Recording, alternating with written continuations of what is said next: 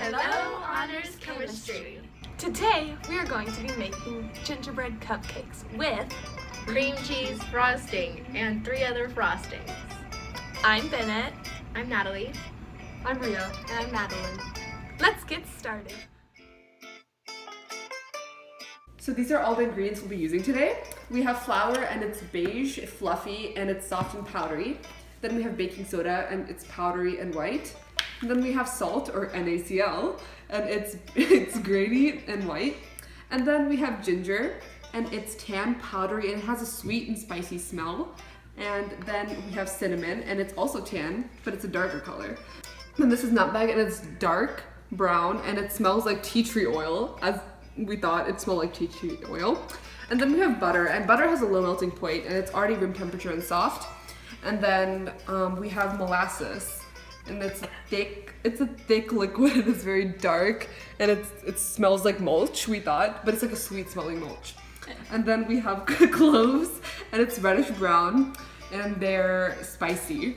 And then we have light brown sugar and it's thick and it's chunky. It's not like normal grainy sugar. And then we have vegetable oil and it's liquid and it's sticky and it's dense and it doesn't mix with water because oil and water don't mix. And then we have eggs. We have milk, and milk is white and it's liquid and it's very fatty. So that's all we're using today.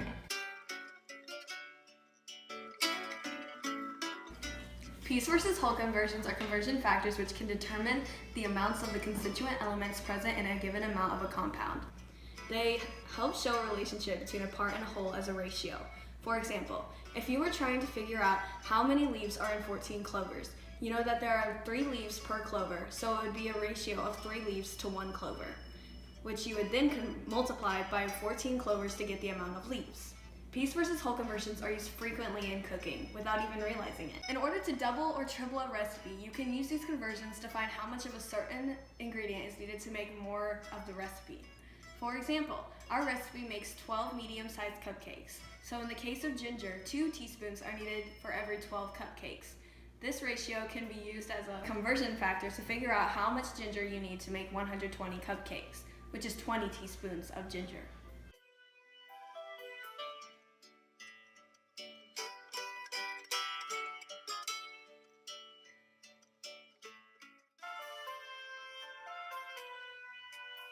A unit is a standard agreed-on quantity by which other quantities are measured. Conversion of units is a conversion between different units of measurement for the same quantity, typically through multiplicative conversion factors. In order to know how to make certain food, we need a standard vocabulary of measures, known as the SI units, that tell us how much of each ingredient to put and how long to leave something in the oven. When following a recipe, units of measurement such as ounces, cups, tablespoons, and teaspoons are more important than in making sure that the correct proportions of each ingredient are used when baking. Adding too much of something, such as a wet ingredient, will affect the texture, taste, appearance of whatever it is that you're making. For example, not following the units of measurement when adding wet ingredients such as oil and water affect the baking time. When following recipes, unit conversions are also used if the units the recipe calls for are different from the units of the tools that you have, like milliliters and teaspoons. Depending on what part of the world you're in, you might need to convert from the metric to the English system. For example, if a person wants to know how many milliliters are in a teaspoon, they would need the conversion factor 1 teaspoon is equal to 1 milliliter. Also, anytime a traditional American recipe gives something in pounds, the metric recipe will probably specify in grams. Metric recipes routinely specify quantities of non-liquid ingredients by weight, not volume, so you may find yourself needing to use a scale more than measuring cups. Some conversions include converting from the metric milliliter to the US standard units, teaspoon, tablespoon, and cups. Chemical composition corresponds to the relative amounts of elements that constitute a compound. It is most commonly found in the compound's chemical formulas. A chemical formula tells us the number of atoms of each element in a compound. Everything in nature is either chemically or physically combined with other substances. To know the amount of material in a sample, you need to know what fraction of the sample it is. Numerical relationships in the chemical formula are very important in determining how much of a particular element is in a given amount of particular compound. The chemical formula gives us ratios between elements and molecules for a particular compound. Flour is a complex carbohydrate. It is composed of many different proteins and nutrients and overall more compounds than in a simple carbohydrate like sugar, right here. Varying amounts of sugar and flour in a recipe will affect the way the cupcake forms. Without sugar, flour binds with water to create a protein, which is gluten. However, when there are higher amounts of sugar, the sugar will bind with the water, preventing the creation of gluten and controlling the amount of structure the proteins create. This will create a more tender treat as the gluten forms the structure of the cupcake.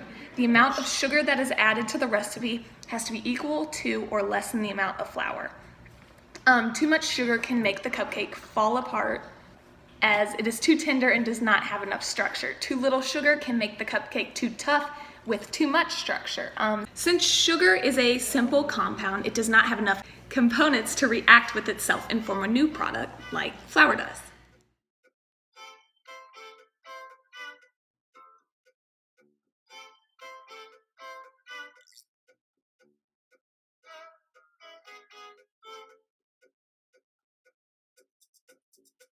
States of matter are the distinct forms that different phases of matter take on. There are 3 states of matter, including solids, liquids, and gases. Solids have a fixed shape and volume, liquids have a fixed shape but no volume, and gases have no fixed shape or volume and they're compressible. However, when you heat a solid enough and give its atoms enough energy to break apart, it forms a liquid. When you take enough heat away from a liquid, its atoms will slow down until they form a solid. Conversely, when you add some heat, some of the atoms will vibrate so fast from the added kind of energy that they can escape from the liquid to form a gas.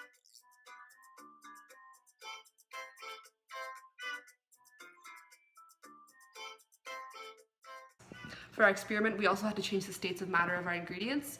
Our butter was originally in the refrigerator and we needed to melt it.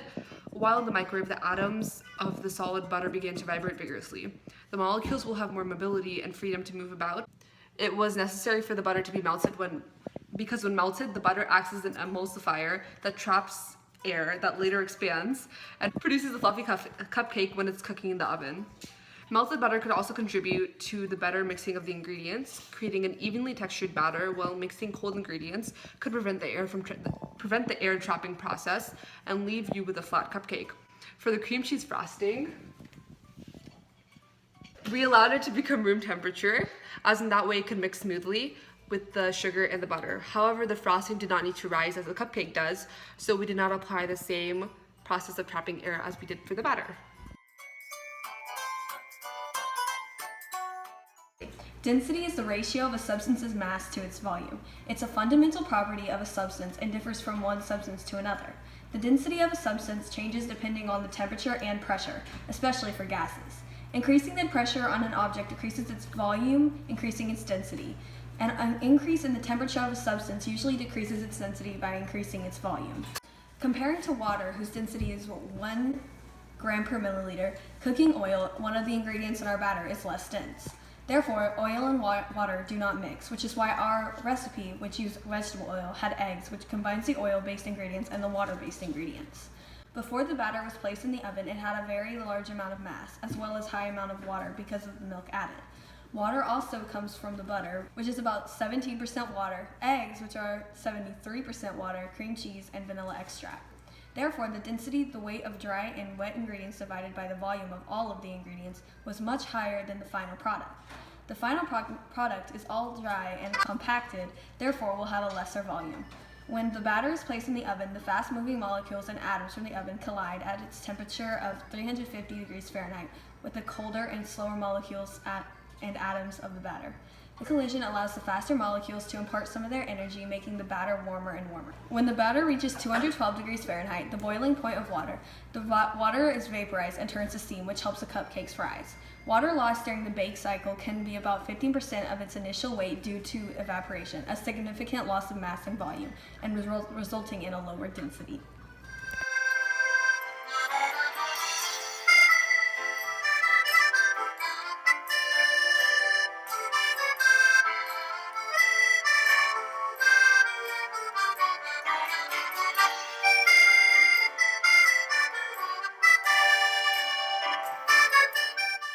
1/3 of dry ingredient mixture to the wet ingredient mixture.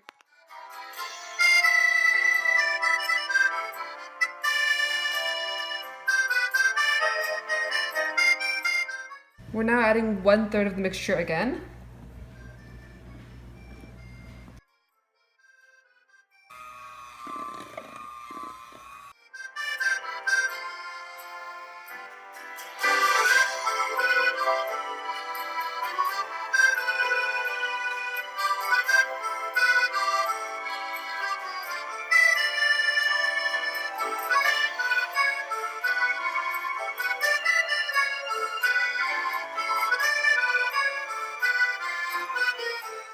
The temperature of a substance is the measure of its thermal energy.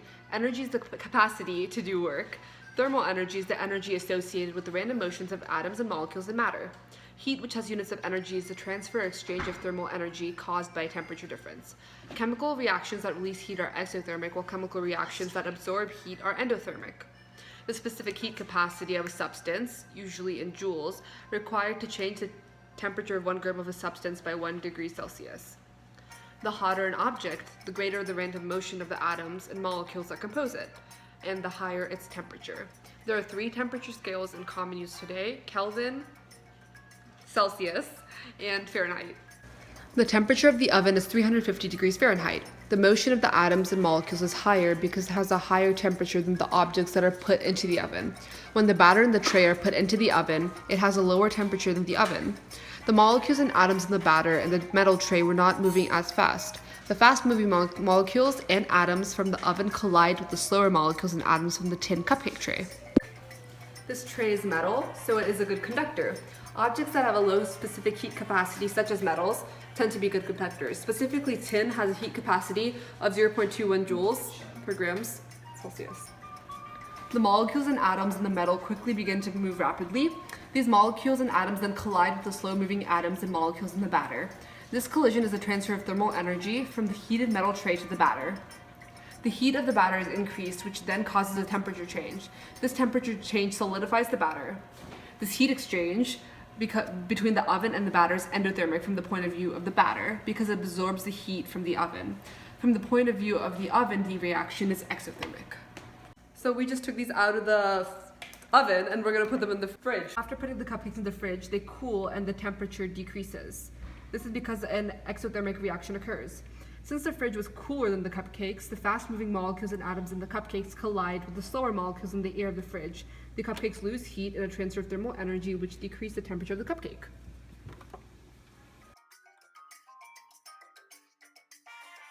A chemical reaction is a process that leads to the transformation of one set of chemical substances to another, opposed to a change in physical form.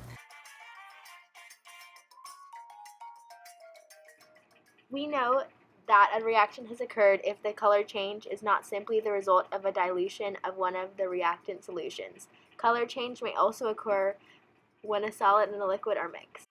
When 2 liquids are combined, a solid called a precipitate can form. The formation of bubbles when 2 liquids are mixed usually indicates that a gas has formed. However, when bubbles are formed when boiling, that is not a chemical reaction. The emission of light usually indicates a release of energy, with a substance going from a high energy to low energy. Change in temperature also indicates a chemical reaction, as endothermic or exothermic reactions are occurring within, with exothermic reactions releasing heat and endothermic reactions absorbing heat. While these signs and changes can provide evidence of a chemical reaction, they are not definitive evidence. So we can conclude that several chemical reactions have occurred. For example, when the thick liquid-like batter is placed into the oven to bake, it comes out as a solid cupcake. More evidence of chemical reactions was when baking soda is added into the batter and baked, the batter was able to rise and form a fluffy cupcake. Baking soda, or sodium bicarbonate, acts as a leaven when it produces bubbles of carbon dioxide and byproducts of water and baking soda. In our recipe, egg yolks are also used as a stabilizer in processed foods contained in the recipe. It helps the oil-based components of the batter. When the eggs are cooked, the proteins become uncurled when exposed to the heat and create new bonds with other proteins. After completely cooked, the eggs help proteins form the structure of this lovely cupcake.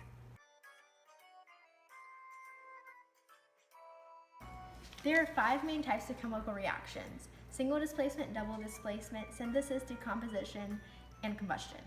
Chemical reactions take place all around us, and they can be really complex or really simple. Anytime you have a reactant heated in something, it is going to be a decomposition reaction. Combustion reactions, on the other hand, are always going to involve some kind of input of energy, like a spark or a flame. The flame in the oven provided this. When making our cupcakes, we added baking soda as our leavening agent that causes cakes to rise by producing bubbles of carbon dioxide gas. It decomposes into sodium carbonate, water, and carbon dioxide. The bubbles of gas trapped in the batter cause the batter to rise in the oven. However, sodium carbonate produced needs to be balanced with an acid, the molasses. Okay, tape. Right there. The egg yolks added in our recipe contained lecithin, which acts as an emulsifier, combining the oil-based products of our recipe, the vegetable oil, and the water-based products such as the milk. Oil and water usually do not mix because of their different densities. When the eggs cooked in the oven, the protein molecules uncurled and formed a new molecular bonds with nearby protein molecules, therefore giving the cupcakes their structure. With our cupcake, the Maillard reaction also took place as our cupcakes browned. The sugars in the batter binded with the amino acids and the eggs, creating a great taste and aroma. When we use the flame to cook the batter, that's another chemical reaction known as combustion. At higher heat, the starches and other chemicals in the cupcake will react with oxygen, producing carbon dioxide and water vapor, which both contribute to the rising of the batter. This is the control that we're making first.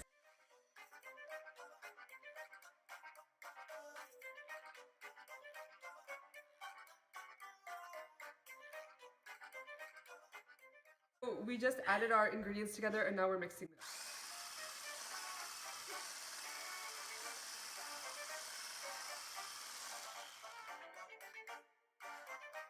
We are now making our marshmallow icing.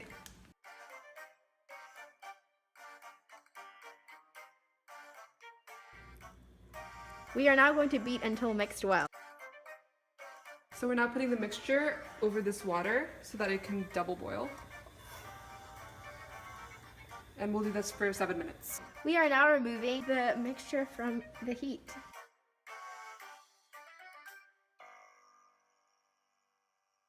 We're now going to mix this until the marshmallow melts and it creates the frosting.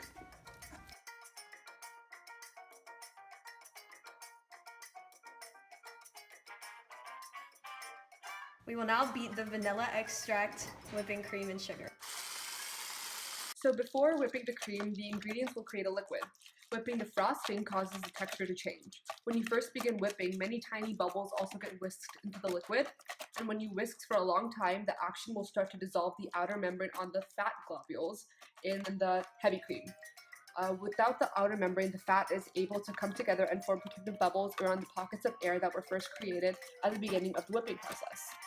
Now that the whipped cream frosting is finished, we are going to place it in the refrigerator.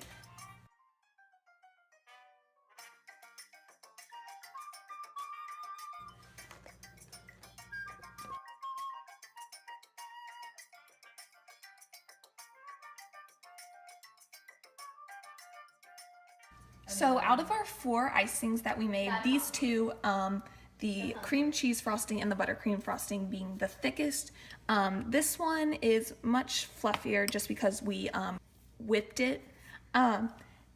It does include milk, which is used as a fat, and because it is a liquid, we must be careful that we do not add too much because it will become very liquidy.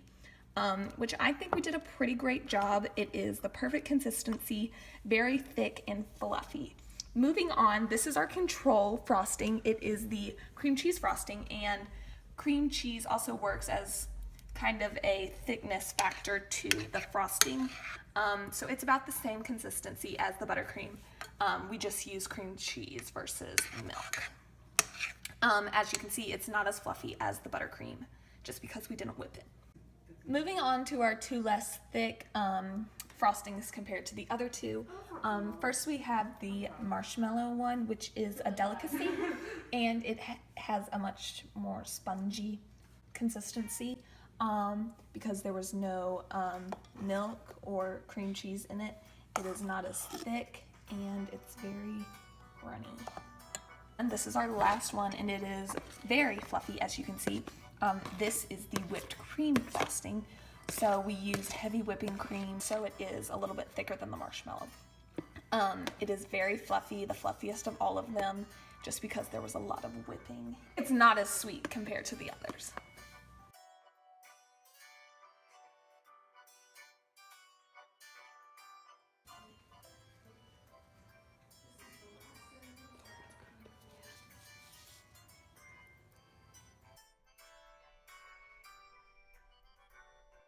So we made 4 frostings, and out of the 4, we conclude that the buttercream was the best in terms of taste. It wasn't as sweet as the control frosting, but it was pretty sweet, and it was a very nice fluffy texture. Compared to the whipped cream, the whipped cream was it wasn't sweet enough, so that it worked well with the cupcake. And then the cream cheese was a little bit too sweet. It wasn't fluffy. It was kind of Flat. flat. And then the marshmallow was very runny, and it's very sweet. It was also there was like a airy texture to it. It didn't work with cupcake. We conclude that buttercream was the best.